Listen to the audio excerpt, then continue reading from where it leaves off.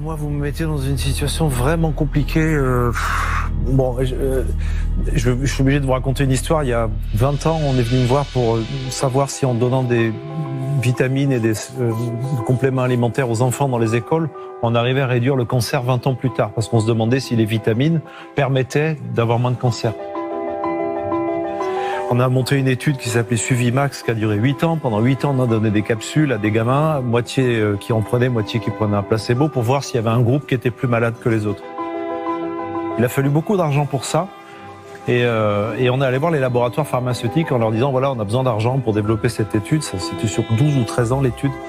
Et je me rappelle être allé voir le plus grand patron du plus grand laboratoire français en lui demandant 150 000 francs à l'époque pour financer cette étude. Il m'avait reçu dans son bureau avec des chaussettes en soie rose, je me rappellerai toujours.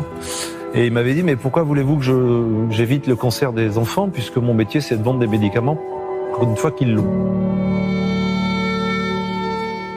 Et je m'en suis jamais vraiment remis de cette phrase, parce que j'imagine qu'il y a des tas de gamins qui finalement ont eu des cancers parce qu'on leur a pas donné de vitamines. Et donc je me dis qu'à s'attaquer à cette industrie-là, et je rebondis sur ce que vous venez de dire en disant faut pas s'associer avec des labos pharmaceutiques aujourd'hui. J'imagine que vous avez des appels du pied, et beaucoup.